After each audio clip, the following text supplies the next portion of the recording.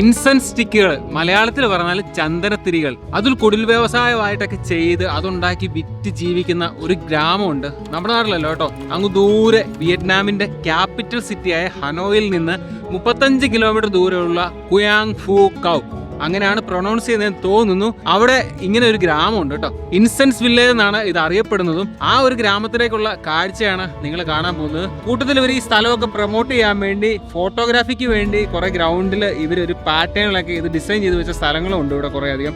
അപ്പൊ അങ്ങനത്തെ കാഴ്ചകളൊക്കെ ആയിരിക്കും ഇന്നത്തെ എപ്പിസോഡിൽ നിങ്ങൾ കാണാൻ പോകുന്നത്. Ismi Shavin Shamsuddin with Gokuldas. Welcome to Vietnam. ശരിക്കും നമ്മുടെ യാത്ര തുടങ്ങിയത് ഇന്നല്ല കേട്ടോ. ഇന്നലെയാണ് ഹനോയിൽ നിന്ന് നമ്മൾ ബൈക്കൊക്കെ എടുത്തു വന്ന് ഇവിടെ വന്നിട്ട് ചെറുതായിട്ടൊന്ന് പണിയൊക്കെ പാളി തിരിച്ചു പോകുന്ന ഒരു സിറ്റുവേഷൻ ഉണ്ടായി. അതൊന്ന് കണ്ടിട്ട് ഇന്നത്തെ ദിവസത്തിലേക്ക് വരാം. അപ്പോൾ ഇൻസെൻസ് വില്ലേജിലേക്കുള്ള യാത്ര നമ്മൾ ഇവിടെ തുടങ്ങും കേട്ടോ. നമ്മുടെ ഹോട്ടലാണ് ബാക്കി കാണുന്നത്. നമ്മൾ പോകുന്ന സ്ഥലത്തിന്റെ പേരാണ് കുയാങ് ഫു. ഇവിടുന്ന് 32 കിലോമീറ്ററാണ് കാണിക്കുന്നത് നമ്മൾ നിൽക്കുന്ന സ്ഥലത്ത് നിന്ന്. ഈ സ്ഥലത്തിന്റെ പേരൊക്കെ ചോദിച്ചു കഴിഞ്ഞാൽ ഭയങ്കര സീനാണ്. ഞാൻ ലൊക്കേഷൻ കൊടുത്തേക്കാം. ഗൂഗിൾദാസ് ഹെൽമെറ്റ് ഒക്കെ വെച്ചിട്ട് ഇൻസെൻസ് വില്ലേജിലെ ഫോട്ടോസ് ഒക്കെ എടുക്കാൻ റെഡി ആയതുകൊണ്ട് നമ്മൾ ഒരു വണ്ടി റെന്റിന് എടുത്തായിരുന്നു കേട്ടോ. ബൈക്ക് 200K ഡോങ് ആണ് ഒരു ദിവസം റെന്റ്, 24 hours. ഹോണ്ടയുടെ ഏതൊരു ലീഡോ അങ്ങനത്തെ ഒരു വണ്ടിയാണ്. അപ്പോൾ അതിനകത്ത് 2 ഹെൽമെറ്റ് ഒക്കെ ഉണ്ട്. ഇതാണ് ഹെൽമെറ്റ്. ഹെൽമെറ്റ് എന്നുള്ള പേരേ ഉള്ളൂ. ഇതെനിക്ക് തോന്നുന്നു തലേ മഴവെള്ളം വീഴാതിരിക്കാനാണെന്ന് തോന്നുന്നു. ഇൽബിനായിട്ടുള്ള ഗോകുൽദാസ്. നമുക്ക് പോയാലോ കുയാങ് ഫു വില്ലേജിലേക്ക്. ഇവിടെ ആക്ച്വലി ഇവര് ലൈസൻസും കാര്യങ്ങളൊന്നും ചോദിച്ചിട്ടില്ല കേട്ടോ. പക്ഷെ മിക്കയിടത്തും ചോദിക്കുന്നൊക്കെ ഉണ്ട്. നമുക്ക് വണ്ടി തന്നത് ചോദിച്ചിട്ടൊന്നുമില്ല. പിന്നെ ഇവിടെ ഫുള്ള് വലത്താട്ടാണ്, ഇടത്താട്ടല്ല കേട്ടോ. ഗോകുൽദാസ്, അപ്പൊ സ്വാഭാവികമായിട്ട് നിങ്ങൾക്കുണ്ടാകുന്ന ഒരു ചോദ്യമാണ്, ലൈസൻസ് ഇല്ലാതെ വണ്ടി ഓടിക്കുന്നത് തെറ്റല്ലേന്ന്. പക്ഷെ ലൈസൻസ് ഉണ്ട്. എനിക്ക് ഇന്റർനാഷണൽ ഡ്രൈവിംഗ് പെർമിറ്റ് ഉണ്ട്. നമ്മുടെ കൊച്ചി മെട്രോയുടെ അതേ കളറാണല്ലോ, പച്ച. അങ്ങനെ വിയറ്റ്നാമിലെ പേരറിയത്തില്ലാത്ത ഏതോ ഒരു സിഗ്നലിൽ നിന്ന് ഗോകുൽദാസിന്റെ കൂടെ Shabin Shamsuddin. 30K 1 kilo 30K.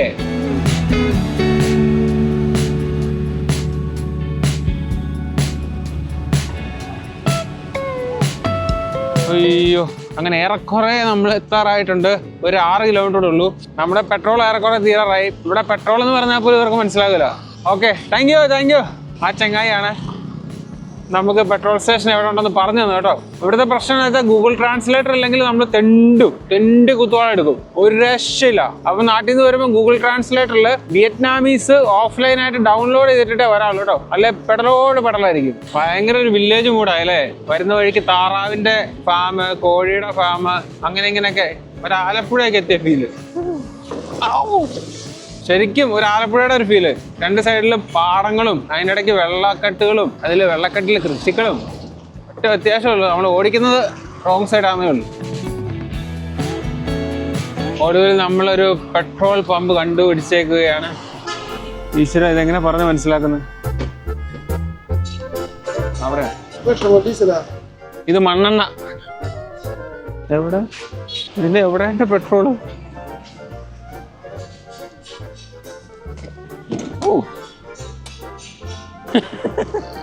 ഇത് പെട്രോള് വേണ്ട ഇതിന്. പെട്രോൾ ഫ്രണ്ടിലാ.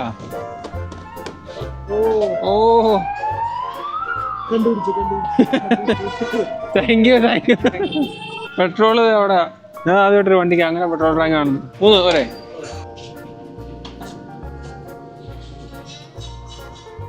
Three litre.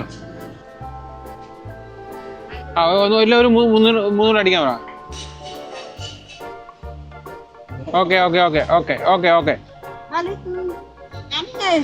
ഓക്കെ.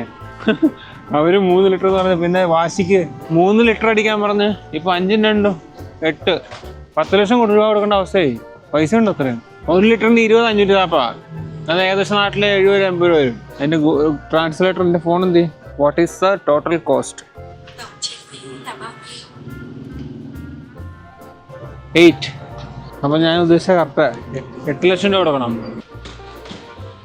ഓ, 80,000. 8 ലക്ഷം അല്ല. ഞാനിതെല്ലാം കൂടെ വാങ്ങിക്കൊടുത്തേനെ. ഇത് ആകെ ഈ പൂജ്യങ്ങളുടെ കണക്കെ ഫുള്ള് കൺഫ്യൂസിംഗാ. 80,000. അവര് നല്ലൊരു മനുഷ്യ സ്ത്രീയായ കാരണേക്കാൾ ബാക്കിയുള്ള ഒരാഴ്ച മേടിച്ച് ഞങ്ങൾ എന്ത് ചെയ്യും? 8 ലക്ഷം കൊടുത്ത് പെട്രോൾ 8 ലക്ഷം എത്ര ഉപയോഗിച്ചിട്ടാ? ഇവിടെ ബ്രോയിലർ കോഴിയില്ല കേട്ടോ, നാടൻ കോഴിയാ. നമ്മുടെ നാട്ടിലെ കൂടെ തന്നെ കോഴി സെയിം. ബസ്സിംഗ് സിറ്റി ആയ ഹനോയിൽ നിന്ന് നമ്മൾ വണ്ടി ഓടിച്ച് 32 കിലോമീറ്റർ വണ്ടി ഓടിച്ച് ഒരു ഗ്രാമത്തിലെത്തേക്കുവാണേ. വേറെ തന്നെ ഒരു മൂടായി. പഴങ്ങളും കോഴിയും താറാവും ബീഫും ഒക്കെ നിരത്തി വെച്ചേക്കുന്ന മാർക്കറ്റുകളുള്ള സ്ഥലത്തിന്റെ പേരായിരുന്നു. ഇതിന്റെ പേര് ഞാൻ നോക്കിട്ട് പറയാം. ആക്സിഡന്റ്. ബൈക്കുകളുടെ എണ്ണം കൂടുമ്പോൾ വേറൊരു പ്രശ്നമുണ്ട്, ആക്സിഡന്റും കൂടും കേട്ടോ. പിന്നെ ഇവിടുത്തെ വണ്ടി ഓടിയിൽ അത്ര ഒരു നല്ല പരിപാടിയൊന്നും അല്ല. അറഞ്ചം പുറഞ്ചൊക്കെ കയറി വരും. 2 കിലോമീറ്റർ ഉണ്ട്. അല്ല തനി എനിക്ക് ആലപ്പുഴ ഉൾട്ടൗണിൽ കൂടെ പോകുന്നിരിക്കുന്നു. സക്കറിയ ബസാറിൽ നിന്ന് ഉള്ളിലോട്ടൊക്കെ കയറിയുള്ള വഴികളൊക്കെ പോകുന്നുണ്ട്. വീടുകളൊക്കെ അതുപോലെ വീതിയില്ലാത്ത പൊക്കം കൂടിയ വീടുകൾ. അയ്യോ ഇതേ ഒരു ഐറ്റനും പോകുന്നു. ഇപ്പൊ പൂർത്തിയായി. അപ്പൊ ഇവിടെ മറ്റേ കടകളൊക്കെ ഉണ്ട് കേട്ടോ. വൈകുന്നേരത്തെ നമ്മുടെ നാട്ടിലെ കൂട്ടെ വറവരി വിൽക്കുന്ന കടകൾ. ഇത് നമ്മൾ മറ്റേ വിയറ്റ്നാം കോളനിയിൽ പെട്ട പോലെ പെടുവോ? കണ്ടത് മുളയാന്ന് തോന്നുന്നു. മുള ഇങ്ങനെ ചെറിയ പീസാക്കിയിട്ട് അതിൻ്റെ അകത്തായി പരിപാടി. എന്തോരം കൊണ്ടുവരുന്നത് വണ്ടിയിലൊക്കെ. ഇനിയപ്പോൾ അങ്ങോട്ട് ഇതിന്റെ ഒരു വില്ലേജാന്ന് തോന്നുന്നു. കുയാങ് ഫു കാവ്. അപ്പൊ ഇതാണ് സ്ഥലത്തിന്റെ പേര്, കുയാങ് ഫു കാവ്. അങ്ങനെയാണ് ലാങ് ഹുയോങ് കുയാങ് ഫു കാവ്. കുയാങ് ഫു കാവ് എന്ന് പറഞ്ഞാൽ ചിലപ്പോൾ ഇതിന്റെ പറയുന്ന പേരാണെന്ന് അറിയത്തില്ല. ലാങ് ഹുയോങ് എന്നാണ് ബോർഡ് കണ്ടത്. അവിടെ വേറൊരു ബോർഡാണ് ചുവാമോയ് വാൻ പത്തു. എന്തൊക്കെയാണോ ഞാൻ ഈ പറയുന്നത്. നമുക്ക് അതിൽ ആ വഴി കയറിപ്പോ. അതെ ഇത് തന്നെ, അതെ ഇത് തന്നെ. ഞാൻ അവിടെ നിന്ന് ഇറങ്ങാൻ നേരത്ത് ഗൂഗിളിനോട് പറഞ്ഞാണേ, പുള്ളിയുടെ വിചാരം എന്ന് പറഞ്ഞാൽ വലിയ ഗ്രൗണ്ടിൽ എന്തോ വലിയ സെറ്റപ്പ് ആണെന്നൊക്കെയാ. ഇവിടെ ആക്ച്വലി ഇത് മേക്ക് ചെയ്യുന്ന വലിയ പരിപാടിയൊക്കെ നടക്കുന്നുണ്ട്. വലിയ പാടവും കാര്യങ്ങളൊക്കെ ഉണ്ട് കേട്ടോ 2 സൈഡിലും. പിന്നെ അവിടെ ഇരുന്ന ആൾക്കാരൊക്കെ ഇത് ചെത്തി വെട്ടുന്ന പരിപാടികളൊക്കെ ഉണ്ട്. പക്ഷേ ഇത് ഈ അറേഞ്ച് ചെയ്ത് വെച്ചേക്കുന്ന ഈ പല കളറിലുള്ള ഇൻസെൻസ് സ്റ്റിക്കുകൾ അറേഞ്ച് ചെയ്ത് വെച്ചേക്കുന്ന കുറച്ച് ഏരിയാസ് ഉണ്ടെന്ന് ഇവിടെ കേട്ടെ. അപ്പൊ അങ്ങനെ ഒരു ഏരിയ നമ്മൾ കണ്ടേക്കുന്നത്. അപ്പൊ നമ്മൾ ഈ ഫോട്ടോയിലൊക്കെ കാണുമ്പോൾ ഇത് ഭയങ്കര എന്തോ വലിയ സെറ്റപ്പ് ആയിട്ട് തോന്നും, വലിയൊരു കുറേ ഏരിയയിൽ ചെയ്തേക്കുന്നതാണ്. പക്ഷെ അങ്ങനെയല്ല കേട്ടോ.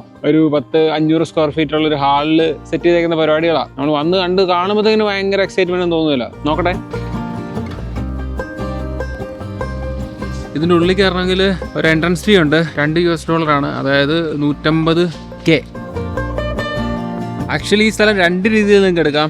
ഒന്നെങ്കിൽ വന്നിട്ട് ഇവരിത് മേക്ക് ചെയ്യുന്ന പ്രോസസ്സൊക്കെ കണ്ടിട്ട് സന്തോഷമായിട്ട് തിരിച്ചു പോവാം. അല്ലെങ്കിൽ ഇവിടുന്ന് ഈ ഒരു ഫ്രെയിമിൽ ഫോട്ടോസൊക്കെ എടുക്കാം. ഇത്ര ഏരിയ ഉള്ളൂ. ചെറിയൊരു ഹാള്, അതിൻ്റെ അകത്ത് ഇവരിങ്ങനെ കുറേ കളറിൽ കുറേ പാറ്റേണിൽ സെറ്റ് ചെയ്ത് വെച്ചേക്കുവാ. ഓക്കെ. അത് ശരിക്കും പറഞ്ഞാൽ ഇതല്ല ഇൻസെൻസ് സ്റ്റിക്ക്. ഇതിപ്പം മറ്റേ എന്താണ് മുളയുടെ മേളിലേ കളർ അടിച്ച് വെച്ചേക്കുന്നേ ഉള്ളൂ. അപ്പം ഇതിൻ്റെ മേളിലാണ് മറ്റേ മരുന്നില്ലേ കത്തുന്ന മരുന്ന്, അത് വെക്കുന്നത് ഇതിൻ്റെ മേളിലാണ്. അപ്പം ഇതല്ല ആക്ച്വലി ഇൻസ്റ്റൻറ്റ് സ്റ്റിക്കുകൾ. ഇതൊരു പ്രോസസ്സ് കഴിഞ്ഞ സ്റ്റിക്കുകളാന്നേ ഉള്ളൂ കേട്ടോ. ഇവർ കളർ അടിച്ച് വെച്ചേക്കുന്നേ ഉള്ളൂ.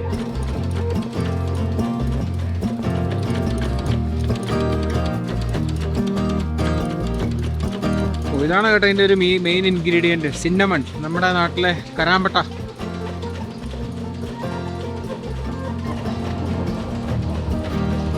ഈ കരാമ്പട്ടയാണ് അതിനകത്ത് ഇങ്ങനെ ഇളക്കി വേറെ എന്തെങ്കിലും ആഡ് ചെയ്യുന്നുണ്ടോ എന്ന് അറിയത്തില്ല. പച്ച കളറാവും. ആ പച്ച കളർ അവിടുത്തെ ഒരു മെഷീനിൽ വെച്ചിട്ട് നമ്മൾ ആ ഫ്രണ്ടിൽ കണ്ട ഇൻസ്റ്റൻറ്റ് സ്റ്റിക്കില്ലേ, അതിൻ്റെ ഒരു ഫസ്റ്റ് സാധനം റെഡും മഞ്ഞയും പച്ചയും കളറൊക്കെ ഉള്ളത്, അത് ആക്ച്വലി താഴെ വരുന്നത്. അതിൻ്റെ മേളിലത്തെ പോർഷനിലാണ് ഈ ഇൻസെൻസ് പച്ച കളറിലുള്ള ഇൻസെൻസ് വരുന്നത്. ഇതിൻ്റെ മേളിൽ കയറി നിന്നിട്ട് കാണാനായിട്ട് ഇവരൊരു ഏണി പോലത്തെ സെറ്റപ്പ് ഒക്കെ ചെയ്ത് വെച്ചിട്ടുണ്ട്. മേളിൽ സ്റ്റാൻഡും കാര്യങ്ങളൊക്കെ കേട്ടോ. ഒന്ന് കയറി നോക്കാം.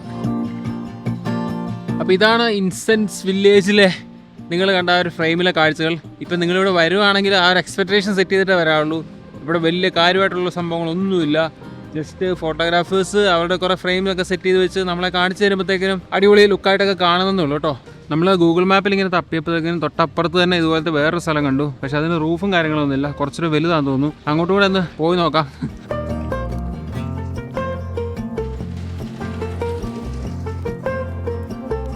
ഇന്നലെ വന്ന് നമ്മൾ കണ്ട സ്ഥലത്തിൽ ഇൻസ്റ്റൻറ്റ് സ്റ്റിക്കുകൾ അറേഞ്ച് ചെയ്ത് വെച്ചേക്കുന്ന ഒരു ഗ്രൗണ്ടിന് കുറച്ചൊരു ഭംഗി കൂടുതലാണ്. പിന്നെ മോളിൽ നോക്കുമ്പോഴത്തേക്കിനും നല്ലൊരു ലുക്കുണ്ട്. അതുകൊണ്ട് നമ്മൾ അവിടേക്കാണ് ഇന്ന് പോകാൻ പോകുന്നത് കേട്ടോ.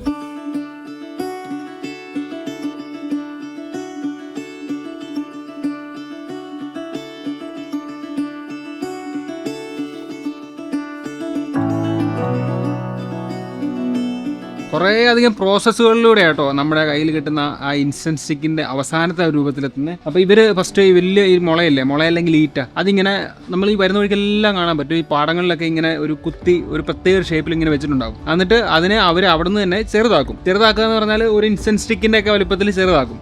എന്നിട്ട് ഇവിടെ ഫാക്ടറീസിൽ കൊണ്ടുവന്നിട്ട് ഇതുണ്ട് ഈ ബാക്കിൽ കാണുന്ന മെഷീൻ. ആ മെഷീനിൽ അവരതിനെ ഉരുട്ടി ഒരേ അളവിലുള്ള ഒരേ നീളത്തിലുള്ള കമ്പുകളാക്കി ഇങ്ങനെ കെട്ടി ഇങ്ങനെ മാറ്റി വെക്കും. എന്നിട്ട് അടുത്ത സ്റ്റെപ്പ് എന്ന് പറഞ്ഞാൽ ആ സാധനം എടുത്തിട്ട് ഇവർ പലതരം കളറുകളെയും വെക്കും. അതിൻ്റെ പകുതി അതാണ് നമ്മൾ ഈ മറ്റേ ഇൻസ്റ്റൻസിലൊക്കെ ഇങ്ങനെ നടക്കുമ്പോൾ നല്ല ഭംഗിയിൽ കാണത്തില്ലേ. അത് ആക്ച്വലി ഈ ഈറ്റകളെ ഉരുട്ടിയെടുത്തിട്ട് ചുമപ്പ്, മഞ്ഞ, പച്ച എന്നീ അങ്ങനെ പകുതി കളറുകൾ അടിച്ചിട്ട് അങ്ങനെ വെക്കും. അത് ഉണങ്ങി കഴിഞ്ഞിട്ട് എന്ത് ചെയ്യുന്ന വെച്ചാൽ അതിനെ എടുത്തിട്ട് ഈ പറഞ്ഞ പോലെ ഞാനിപ്പോൾ ഇവിടെ കൂടുതലും കണ്ടത് മറ്റേ ചിന്നമാണില്ലേ നമ്മുടെ കരാമ്പട്ട ഇങ്ങനെ കുഴച്ച് പച്ച കളറിലാക്കി അതിങ്ങനെ ഒരു ഇൻസ്റ്റൻസിക്കിന്റെ കളർ പകുതി റെഡ് ആണെങ്കിൽ അതിന്റെ മുകളിലത്തെ ഭാഗത്തിൽ റെഡ് അല്ലാത്ത ബാക്കി ഭാഗത്ത് അവരതിനെ തേച്ച് പിടിപ്പിക്കാന്ന് പറഞ്ഞാൽ അതും മെഷീൻ ത്രൂ ആയിട്ടോ ചെയ്യുന്നത്. അപ്പോൾ ഇവർ കളർ അടിച്ച സാധനം ഇങ്ങനെ കയറ്റി വെക്കുന്ന ഒരു മെഷീനിലോട്ട് ആ മെഷീൻ്റെ അകത്ത് മറ്റേ ഈ പച്ച കളറിൽ കലക്കിയിട്ട് ഇട്ട് കൊടുക്കും. ഈ കാണുന്ന മെഷീനാണ് ഈറ്റ ഇങ്ങനെ ഉരുട്ടി ആ ഒരു എന്താ പറയുന്നത് ഉരുണ്ട കമ്പായിട്ട് മാറ്റുന്നത്. അത് ഇതിൻ്റെ അകത്താണ്. എന്നിട്ട് ഇവരിങ്ങനെ എടുത്തിട്ട് ഇതിനെ കെട്ടി ഒരു നിശ്ചിത അളവിൽ ഇങ്ങനെ കെട്ടുകളാക്കി വെക്കും. പിന്നെ ഞാനിവിടെ അന്വേഷിച്ചപ്പോൾ അറിയാൻ കഴിഞ്ഞത് ഈ ഒരു ഫോമിലും ഇവരിതിനെ വിൽക്കും. എന്നിട്ട് ബാക്കിയുള്ളവർ കൊണ്ടുപോയിട്ട് എന്താ പറയുന്നത് അതിനെ അവരുടേതായ രീതിയിൽ അവരുടേതായ എസൻസ് ഒക്കെ ആഡ് ചെയ്തിട്ടുള്ള തിരികളാക്കിയും വിൽക്കുന്നുണ്ടെന്നാണ് അറിയാൻ കഴിഞ്ഞത്.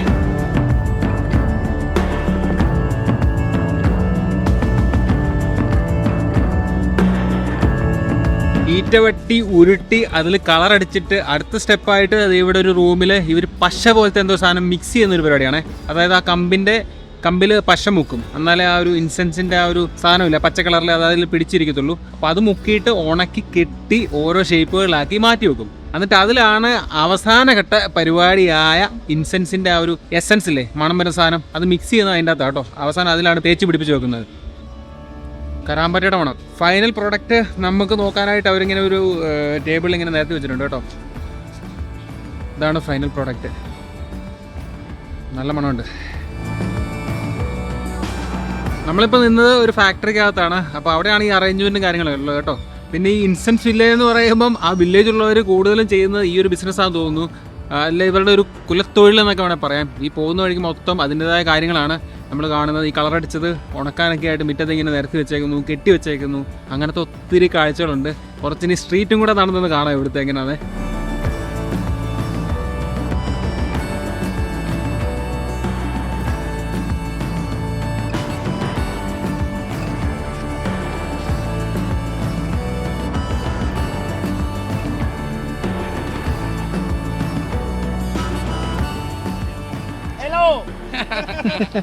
Hi. Làm tí nhỉ?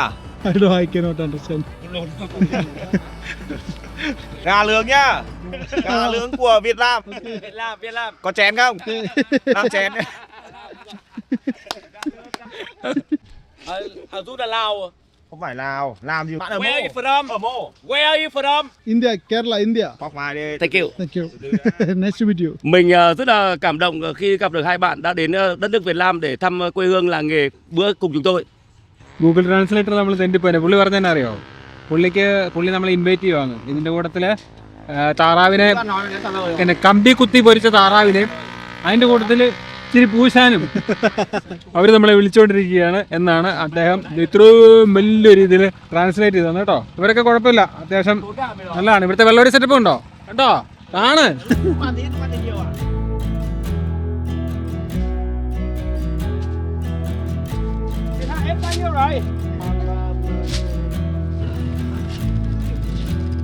ശരിക്കും ഇന്നലെ വന്നപ്പോ ഉണ്ടല്ലോ നിരാശയായിട്ട് പോയ സ്ഥലമാണ്. ചത്ത പോലെ അല്ലേ, ചത്തെന്ന് പറഞ്ഞാൽ നമ്മൾ വെറുത്തിട്ട് പോയി. പക്ഷേ മറ്റേ രണ്ടാമത്തെ സ്ഥലം വന്ന് കണ്ടപ്പം ഒരു അടിപൊളി ഒരു ഫീൽ തോന്നി ഇന്നലെ. അതുകൊണ്ടാട്ടോ നമ്മൾ ഇന്ന് തിരിച്ചു വന്നേ. ഏതായാലും ഇഷ്ടപ്പെട്ടു, കൊള്ളാം. ആൾക്കാരൊന്നും നൈസാണ് ഇവിടുത്തെ, സാധാരണയുള്ള ആൾക്കാരാ, പാവങ്ങളാ. നമ്മളിപ്പോൾ ഉള്ളവരൊന്നും ചീത്തയാക്കായിരുന്നാൽ മതി.